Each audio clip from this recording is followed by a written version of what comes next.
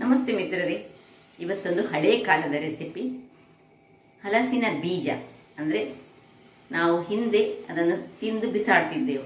ಆದರೆ ನಮ್ಮ ಹಿಂದಿನ ಕಾಲದ ನಮ್ಮ ಅಜ್ಜಿಯಂದಿರು ಅದನ್ನು ಮಳೆಗಾಲದಲ್ಲಿ ಸಹ ಪ್ರಿಸರ್ವ್ ಮಾಡಿ ಅದರಲ್ಲಿ ಬಗೆ ಬಗೆಯ ಖಾದ್ಯವನ್ನು ಮಾಡ್ತಿದ್ರು. ಆದರೆ ಇವತ್ತು ಅದಕ್ಕೆ ಒಂದು ಮೌಲ್ಯ ಬಂದಿದೆ. ಈಗ ಯಾರೂ ಹಲಸಿನ ಬೀಜವನ್ನು ಬಿಸಾಡೋದಿಲ್ಲ, ಹಣ ಕೊಟ್ಟು ತರ್ತಾರೆ. ಯಾಕೆಂದರೆ ಅದಕ್ಕೆ ಅಷ್ಟು ಆಯುರ್ವೇದಿಕ್ ಗುಣ ಉಂಟು, ಆರೋಗ್ಯಕ್ಕೆ ಬಹಳ ಉತ್ತಮವಾದುದು. ಇವತ್ತು ನಾನೊಂದು ಹಲಸಿನ ಬೀಜದ ಚಟ್ನಿ ಮಾಡಿದ್ದೇನೆ. ಅದು ಚಟ್ನಿ ಅಂತಲೂ ಹೇಳ್ಬೋದು ಅಥವಾ ಅದು ಗ್ರೇವಿ ಅಂತಲೂ ಹೇಳ್ಬೋದು. ದೋಸೆ ತಿನ್ಬೋದು, ಇಡ್ಲಿ ತಿನ್ಬೋದು, ಪೂರಿ ತಿನ್ಬೋದು, ಚಪಾತಿ ತಿನ್ಬೋದು ಅಥವಾ ಅಕ್ಕಿ ರೊಟ್ಟಿಯೊಂದಿಗೆ ಸಹ ಬಹಳ ಒಂದು ಟೇಸ್ಟಿಯಾಗಿ ಬರುವಂತಹ ಈ ಚಟ್ನಿ ಹೇಗೆ ಮಾಡುವುದು ಎಂದು ನೋಡುವ ಮೊದಲು ಯಾರೆಲ್ಲ ನನ್ನ ಚಾನಲನ್ನು ನೋಡ್ತಿದ್ದೀರಿ, ಯಾರೆಲ್ಲ ಇನ್ನು ಸಬ್ಸ್ಕ್ರೈಬ್ ಮಾಡಿಲ್ಲ ದಯವಿಟ್ಟು ಸಬ್ಸ್ಕ್ರೈಬ್ ಮಾಡಿ ಸಪೋರ್ಟ್ ಮಾಡಿ ಅಂತ ಹೇಳ್ತಾ ಬನ್ನಿ ಈ ರುಚಿಕರವಾದ ಚಟ್ನಿಯನ್ನು ಹೇಗೆ ಮಾಡುವುದೆಂದು ನೋಡೋಣ. ಮಿತ್ರರೇ, ಹಲಸಿನ ಹಣ್ಣು ಕಟ್ ಮಾಡಿ ಆಯಿತು. ಈಗ ಹಲಸಿನ ಬೀಜದಿಂದ ನಾವು ಇದನ್ನು ಬಿಸಾಡಲಿಕ್ಕಿಲ್ಲಲ್ಲ. ನಾನು ಹೇಳಿದ್ದೇನೆ, ಇದರ ಆರೋಗ್ಯ ಭರಿತ ಅಂಶಗಳನ್ನು ಮೊದಲೇ ನಾನು ನಿಮಗೆ ತಿಳಿಸಿದ್ದೇನೆ. ಹಲಸಿನ ಬೀಜದ ಚಟ್ನಿಯನ್ನು ಇವತ್ತು ಮಾಡೋಣ. ದೋಸೆ ತಿನ್ನಲಿಕ್ಕೆ ಆಗ್ತದೆ, ಇಡ್ಲಿ ತಿನ್ನಲಿಕ್ಕೆ ಆಗ್ತದೆ, ಅಥವಾ ಅಕ್ಕಿ ರೊಟ್ಟಿ ತಿನ್ಬೋದು, ಅನ್ನದ ಜೊತೆಗೆ ಆಗ್ತದೆ, ಯಾವುದೊಟ್ಟಿಗೆ ಸಹ ಬಹಳ ರುಚಿಕರವಾಗಿ ಬರುವಂತಹದ್ದು, ಬಹಳ ಪೌಷ್ಟಿಕಾಂಶವನ್ನು ಹೊಂದಿರುವಂತಹ. ನೋಡಿ, ಹೀಗೆ ಕಟ್ ಮಾಡುವಾಗ ಹೆಚ್ಚಾಗಿ ನಮ್ಮ ಹತ್ರ ಕಟ್ಟಾಗಿ ಹೋಗ್ತದೆ, ಹೊಸತಾಗಿದ್ದರೆ. ಇಲ್ಲದ್ರೆ ಇದು ಈಗ ಹಾಳಾಗ್ತದೆ, ಒಂದು 2 ದಿವಸದಲ್ಲಿ ಹೀಗೆ ಕಟ್ಟಾದದ್ದು ಹಾಳಾಗ್ತದೆ. ಈಗ ನಾನು ಇವತ್ತು ಒಂದು ಎಷ್ಟು ಬೇಕು, ನೀವು ಎಷ್ಟು ಮಂದಿ ಇದ್ದರೆ ಅದರ ಪ್ರಕಾರ ಹಲಸಿನ ಬೀಜ ತೆಗೆದುಕೊಳ್ಬೇಕು. ಒಂದು ಸಣ್ಣ ತುಂಡಿನಷ್ಟು ತೆಂಗಿನ ತುರಿ ಬೇಕು. ಇದನ್ನು ಸ್ವಲ್ಪ ಕಟ್ ಮಾಡಿಕೊಳ್ಳೋಣ. ಇದು ನಾನಿವತ್ತು ಹೆರಿಯುವಾಗ ಇಡಿಯೇ ಬಂದು ಅದನ್ನಿಗೆ ಯೂಸ್ ಮಾಡ್ತಿದ್ದೇನೆ. ಸ್ವಲ್ಪ ಕೊತ್ತಂಬರಿ ಸೊಪ್ಪು, ಲಿಂಬೆ ಹುಳಿ ಬೇಕು ಇದಕ್ಕೆ. ಖಾರ ನಾನು 3 ಮೆಣಸು ತೆಗೆದುಕೊಂಡಿದ್ದೇನೆ, ಗ್ರೀನ್ ಚಿಲ್ಲಿ. ನೀವು ಬೇಕಿದ್ರೆ ಹೆಚ್ಚು ತೆಗೆದುಕೊಳ್ಬೋದು. ಮತ್ತು ಇದಕ್ಕೆ ಬೆಳ್ಳುಳ್ಳಿ ಜಾಸ್ತಿ, 1 ಗೆಡ್ಡೆಯಷ್ಟು ಬೆಳ್ಳುಳ್ಳಿಯನ್ನು ಈಗ ನಾವು ಹೀಗೆ ಇದರ ಸಿಪ್ಪೆ ತೆಗೆಯುವುದು ಬೇಡ, ಹೀಗಿದೆ ಸಿಪ್ಪೆ ಒಟ್ಟಿಗೆ ನಾವು ಇದನ್ನು ಜಜ್ಜಿಕೊಡ್ಲಿಕ್ಕೆ. ಮತ್ತು ಉಪ್ಪು, ಹಳದಿ. ಈಗ ಮೊದಲಿಗೆ ನಾವು ಏನು ಮಾಡ್ಕೊಳ್ಳೋಣ ಹೇಳಿದರೆ, ಒಂದು ಬಾಣಲೆಯನ್ನು ಇಟ್ಕೊಂಡು ಇದನ್ನು ಹುರಿದುಕೊಳ್ಳೋಣ. ಎಷ್ಟು ನಿಮಗೆ ಬೇಕು ಅಷ್ಟನ್ನು ಹುರಿದುಕೊಂಡ್ರೆ ಆಯಿತು. ನಾನೊಂದು 10 ರಿಂದ 15 ದಿನ ಚೆನ್ನಾಗಿ ಹುರಿತೇನೆ.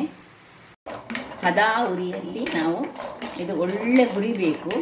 ಅದು ಚೆನ್ನಾಗಿ ಇದರಲ್ಲೇ ನಾವು ಹಿಂದಿನ ಕಾಲದಲ್ಲಿ ಏನು ಮಾಡ್ತಿದ್ದೆವು, ಸ್ವಲ್ಪ ಕೆಂಡದಲ್ಲಿ ಹಾಕಿ ಇದನ್ನು ಈ ಮಳೆಗಾಲದ ಟೈಮ್ನಲ್ಲಿ ಕಾಯಿಸ್ಕೊಳ್ತಿದ್ದೆವು.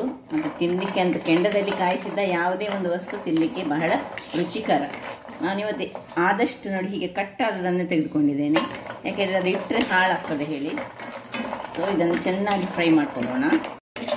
ವೀಕ್ಷಕರೇ ನೋಡಿ, ಒಳ್ಳೆ ಫ್ರೈ ಆಯಿತು. ಇಷ್ಟು ಫ್ರೈ ಆಗುವಾಗ ಒಂದು 5-6 ನಿಮಿಷಗಳ ಕಾಲ ನಾನು ಇದನ್ನು ಫ್ರೈ ಮಾಡ್ಕೊಂಡಿದ್ದೇನೆ. ಇನ್ನೀಗ ಆಫ್ ಮಾಡಿಕೊಂಡು ಇದರದ್ದೆಲ್ಲ ಸಿಪ್ಪೆ ತೆಗೆದುಕೊಳ್ಳೋಣ. ಅಂದರೆ ಸ್ವಲ್ಪ ತಣ್ಣಗಾಗಬೇಕು ಸಿಪ್ಪೆ ತೆಗಿಲಿಕ್ಕೆ. ತಣ್ಣಗಾಗಿದೆ, ಎಲ್ಲ ಸಿಪ್ಪೆಯನ್ನು ನಾನು ತೆಗೆದುಕೊಂಡಾಯ್ತು. ನೋಡಿ, ಹೀಗೆ ಸಿಪ್ಪೆ ಒಳ್ಳೆ ಚೆನ್ನಾಗಿ ಬರ್ತದೆ. ನೋಡಿ, ಹೀಗೆ ಮಾಡುವಾಗ ಇದನ್ನೇ ಹೀಗೆ ತಿನ್ನಲಿಕ್ಕೆ ಅಷ್ಟು ಬೆಂದಿದೆ. ಈಗ ನಾವೇನು ಮಾಡುವ ಹೇಳಿದರೆ, ಸಪೋಸ್ ಮಿಕ್ಸಿ ಸ್ವಲ್ಪ ಪ್ರಾಬ್ಲಮ್ ಆಗ್ತದೆ ಹೇಳಿದರೆ ಇದನ್ನು ಸ್ವಲ್ಪ ಹೀಗೆ ಗುದ್ದಿಕೊಂಡು, ನೋಡಿ ಇನ್ನೊಂದರಲ್ಲಿ ಸಹ ಹೀಗೆ ಗುದ್ದಿಕೊಂಡು ಮಿಕ್ಸಿ ಒಳಗೆ ಹಾಕಿದರೆ ಆಯಿತು. ಸೊ ಹೀಗೆ ಇದನ್ನೀಗ ಒಂದು ಪುಡಿ ಮಾಡಿಕೊಳ್ಳೋಣ. ನೋಡಿ, ಹೀಗೆ ಗುದ್ದಿಕೊಂಡು ಹಾಕಿದರೆ ಉತ್ತಮ. ಇಲ್ಲದಿದ್ದರೆ ಸ್ವಲ್ಪ ಮಿಕ್ಸಿ ಶಬ್ದ ಮಾಡ್ತದಲ್ಲ, ಹಾಗಾಗಿ ನೋಡಿ ಹೀಗೆ ಗುದ್ದಿದರೆ ಆಯಿತು. ಸ್ವಲ್ಪ ಅಥವಾ ಪುಟಾಣಿಯನ್ನು ಹಾಕಿ ಒಂಚೂರು ಗುದ್ದಿ ಮತ್ತೆ ಮಿಕ್ಸಿಗೆ ಹಾಕೊಂಡ್ರೆ ಸಾಕು. ಹಾಗೆ ಸಾಕು. ಎಲ್ಲವನ್ನು ನಾನು ಅದನ್ನು ಹಾಕಿ ಇದನ್ನು ಸ್ವಲ್ಪ ತರಿಯಾಗಿ ರುಬ್ಬಿ ತರ್ತೇನೆ. ನೀರು ಹಾಕ್ತಾ ಇಲ್ಲ ಈಗ. ವೀಕ್ಷಕರೇ, ಇಲ್ಲಿ ನೋಡಿ, ಹೀಗೆ ಇದು ಹೀಗೆ ತರಿಯಾಗಿ ಗ್ರೈಂಡ್ ಆಗಿ ಬಂತು. ತುಂಬ ಸಹ ಫೈನ್ ಆಗೋದು ಬೇಡ. ಈಗ ಇದಕ್ಕೆ ಸ್ವಲ್ಪವೇ ಸ್ವಲ್ಪ ಒಂದು ಹಿಡಿಯಷ್ಟು ಇಷ್ಟೇ ಸಾಕು ತೆಂಗಿನ ತುರಿ. ತೆಂಗಿನಕಾಯಿ ನಾನು ಹೇಳಿದರೆ ಇದು ನನ್ನ ಪೀಸ್ ಮಾಡಿದ್ದುಂಟಲ್ಲ, ಇದನ್ನು ಸಹ ಹಾಕೊಳ್ಳೋಣ. ಇನ್ನು ಎಷ್ಟು ನಿಮಗೆ ಮೆಣಸು ಬೇಕು, 4 ಮೆಣಸು ಅದೇ 4 ಮೆಣಸು, 2 ಮೆಣಸು ಅದೇ 2 ಮೆಣಸು. ಎಷ್ಟು ಖಾರಕ್ಕೆ ಸ್ವಲ್ಪ ಹೆಚ್ಚು ಖಾರ ಬೇಕಾದ್ರೆ ಹೆಚ್ಚು ಖಾರ. 3 ಮೆಣಸು ಹಾಕೊಳ್ತಿದ್ದೇನೆ. ಸ್ವಲ್ಪ ಉಪ್ಪನ್ನು ಹಾಕೊಳ್ತಿದ್ದೇನೆ ನಾನು. ಈಗ ಬೆಳ್ಳುಳ್ಳಿಯಲ್ಲಿ ಈಗ ಹಾಕ್ಲಿಕ್ಕಿಲ್ಲ.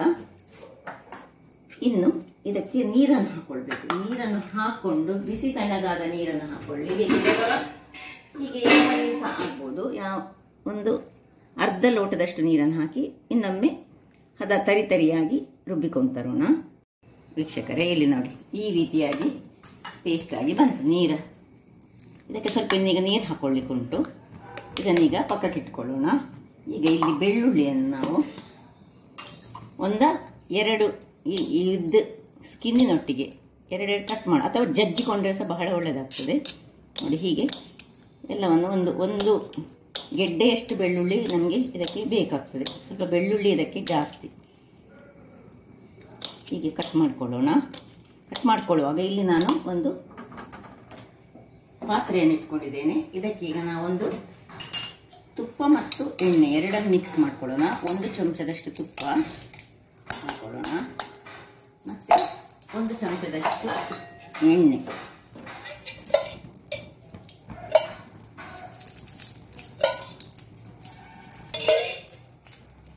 ಸ್ವಲ್ಪ ದೊಡ್ಡ ಸ್ಪೂನ್ನಲ್ಲಿ ನಾನು ತೆಗೆದುಕೊಂಡದ್ದು. ಎಣ್ಣೆ ಬೆಣ್ಣೆಯೊಟ್ಟಿಗೆ ತುಪ್ಪದೊಟ್ಟಿಗೆ ಮಿಕ್ಸ್ ಆಗುವಾಗ ನಾವು 1 ಸ್ಪೂನ್ನಷ್ಟು ಸಾಸಿವೆಯನ್ನು ಹಾಕೊಳ್ಳೋಣ. ಇದಕ್ಕೆ ಸಾಸಿವೆ ಸಿಡಿಬೇಕು. ಸಿಡಿಲಿಕ್ಕೆ ಆಗುವಾಗ ಈ 1 ಮುಷ್ಟಿಯಷ್ಟು ಬೆಳ್ಳುಳ್ಳಿಯನ್ನು ಕಟ್ ಮಾಡಿಕೊಂಡಂತಹ ಬೆಳ್ಳುಳ್ಳಿಯನ್ನು ಅಥವಾ ಜಜ್ಜಿಟ್ಕೊಂಡ್ರೆ ಸಹ ಬಹಳ ಒಳ್ಳೆಯದಾಗ್ತದೆ. ಇದಕ್ಕೆ ಹಾಕೊಳ್ಳೋಣ. ನೋಡಿ,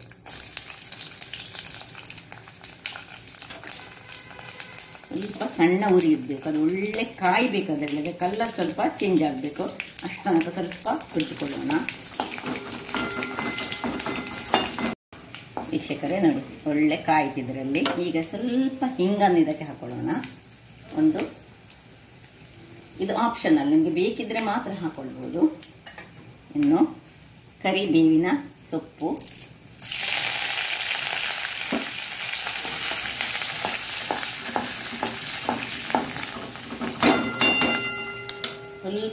ಸ್ವಲ್ಪ ಹಳದಿ, ಚಿಟಿಕೆಯಷ್ಟು ಹಳದಿ ಸಾಕು. ಇನ್ನು ಕೊತ್ತಂಬರಿ ಸೊಪ್ಪಿನ ದಂಟಿದ್ರೆ ಸ್ವಲ್ಪ ಹಾಕೊಳ್ಳಿ, ಕಟ್ ಮಾಡಿಕೊಂಡಿದ್ದದ್ದು.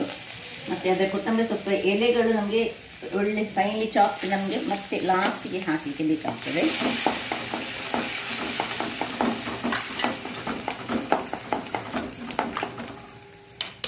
ಇನ್ನು ಈ ಒಂದು ಮಿಶ್ರಣವನ್ನು ಮಾಡಿಟ್ಕೊಂಡದನ್ನು ಇದಕ್ಕೆ ಹಾಕೊಳ್ಳೋಣ.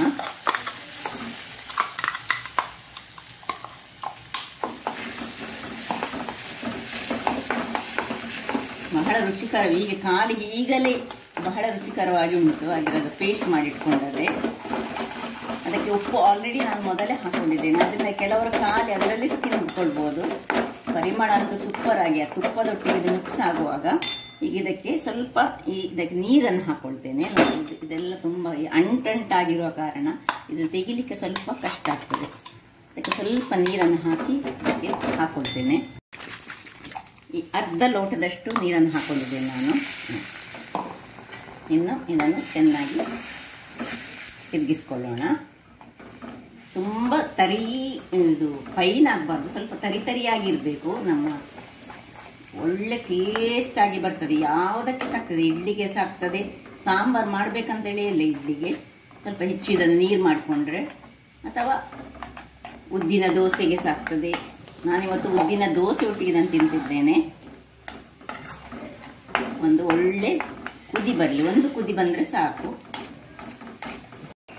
ವೀಕ್ಷಕರೇ, ನೀವು ಇದನ್ನು ಬೇಕಿದ್ರೆ ಎಷ್ಟು ದಪ್ಪ ಬೇಕು ಅಷ್ಟು ದಪ್ಪದಲ್ಲಿ ಇಟ್ಕೊಳ್ಬೋದು. ನೀರು ಬೇಕಿದ್ರೆ ನೀರು ಮಾಡ್ಬೋದು. ಇಲ್ಲಿ ಉಪ್ಪನ್ನು ಚೆಕ್ ಮಾಡ್ಕೊಳ್ಳಿ. ಉಪ್ಪು ಕಡಿಮೆ ಇದ್ದರೆ ಉಪ್ಪನ್ನು ಹಾಕೊಳ್ಳಿ. ಇನ್ನು ಕೊನೆಯದಾಗಿ ಕೊತ್ತಂಬರಿ ಸೊಪ್ಪು ಹಾಕೋಬೇಕು. ಮತ್ತೆ ಈ ಲಿಂಬೆಯ ರಸವನ್ನು ಇದಕ್ಕೆ ಒಂದು ಅರ್ಧ ಲಿಂಬೆ ಸಾಕು, ಹೆಚ್ಚು ಬೇಡ. ಇದಕ್ಕೆ ಬೇರೆ ಹುಳಿ ಹಾಕೊಂಡ್ರೆ ಬಹಳ ಏನು ಒಳ್ಳೆಯದಾಗುವುದಿಲ್ಲ. ಇದಕ್ಕೆ ಲಿಂಬೆ ರಸವೇ ಬೇಕು. ಬೀಜವನ್ನೆಲ್ಲ ಲಿಂಬೆ ರಸದ ತೆಗೆದುಕೊಂಡು ಒಳ್ಳೆ ಹಿಂಡಿಕೊಂಡು ಇದನ್ನು ಆಫ್ ಮಾಡ್ಕೊಳ್ಳಿ. ಕೂಡಲೇ ಲಿಂಬೆ ಹಾಕಿದ ಮೇಲೆ ಅದನ್ನು ಪುನಃ ಕುದಿಸ್ಲಿಕ್ಕಿಲ್ಲ, ಆಫ್ ಮಾಡಿಕೊಂಡೇ ಲಿಂಬೆ ಹಾಕಿದರೆ ಸಹ ಬಹಳ ಉತ್ತಮ. ಆಮೇಲೆ ಮಾತ್ರ ನಾವು 1-2 ನಿಮಿಷಗಳ ಕಾಲ ಇದನ್ನು ಹೀಗೆ ಮುಚ್ಚಿಟ್ಟುಕೊಂಡು ಅದರಷ್ಟಕ್ಕೆ ಅದು ಬೇಯಬೇಕು. 5 ನಿಮಿಷ ಆಯಿತು. ಈಗ ನೋಡಿ ಒಳ್ಳೆಯದು ಎಳೆದುಕೊಂಡಿದೆ ಎಲ್ಲವನ್ನು ಸಹ. ಆ ಬೀಜದ ಕಣಕಣಗಳಲ್ಲಿ ಒಳ್ಳೆ ಲಿಂಬೆಯ ರಸ ಇಳಿದಿದೆ. ಆಫ್ ಮಾಡಿಕೊಂಡೇ ಲಿಂಬೆ ಹೆಚ್ಚಾಗಿ ಹಾಕೊಳ್ಬೇಕು. ಈಗ ಇದನ್ನು ಸರ್ವ್ ಮಾಡುವ. ನೋಡಿ, ದಪ್ಪದಲ್ಲಿ ಸಾಕ್ತದೆ. ಒಳ್ಳೆ ಆರೋಗ್ಯಭರಿತವಾದ ಒಂದು ಚಟ್ನಿ. ಅದರೊಟ್ಟಿಗೆ ಬೆಳ್ಳುಳ್ಳಿ ಸಹ ಉಂಟು, ಹಳದಿ ಉಂಟು, ಎಲ್ಲ ಸಹ ಉಂಟು. ಹಾಗಾಗಿ ಟೇಸ್ಟಿಗೆ ಟೇಸ್ಟ್ ಸಹ ಉಂಟು. ಹಾಗಾದರೆ ಇಲ್ಲಿ ನೋಡಿ ವೀಕ್ಷಕರೇ, ನಾನಿವತ್ತು ಇದನ್ನು ಉದ್ದಿನ ದೋಸೆ ಒಟ್ಟಿಗೆ ತಿಂತಾ ಇದ್ದೇನೆ. ಎಷ್ಟು ರುಚಿಕರವಾಗಿ ಬರ್ತದೆ ಹೇಳಿದರೆ, ಈ ಉದ್ದಿನ ದೋಸೆಗೆ ಸಹ, ಉದ್ದಿನ ಇಡ್ಲಿಗೆ ಸಹ, ಯಾವುದಕ್ಕೂ ಇದೊಂದು ಬಹಳ ಒಂದು ಟೇಸ್ಟಿಯಾದ ರುಚಿಯನ್ನು ಕೊಡುವಂತಹ ಒಂದು ಚಟ್ನಿ ಅಂತ ಹೇಳ್ಬೋದು. ನಿಮಗೆಲ್ಲ ಗೊತ್ತಿರುವ ಹಾಗೆ ಈ ಹಲಸಿನ ಬೀಜದಲ್ಲಿ ಅನೇಕ ಆರೋಗ್ಯಭರಿತ ಅಂಶಗಳಿವೆ. ಹಾಗಾದರೆ ನನ್ನ ಈ ಕುಕಿಂಗ್ ಚಾನಲ್ ನಿಮಗೆ ಇಷ್ಟ ಆದರೆ ಬೋಳೂರು ಸುವರ್ಣ ಚಾನಲನ್ನು ಲೈಕ್ ಮಾಡಿ, ಶೇರ್ ಮಾಡಿ ಹಾಗೂ ಸಬ್ಸ್ಕ್ರೈಬ್ ಮಾಡಿ ಹಾಗೂ ನನ್ನ ಇನ್ಸ್ಟಾಗ್ರಾಮ್ ಪೇಜನ್ನು ಫಾಲೋ ಮಾಡಿ. ಧನ್ಯವಾದಗಳು.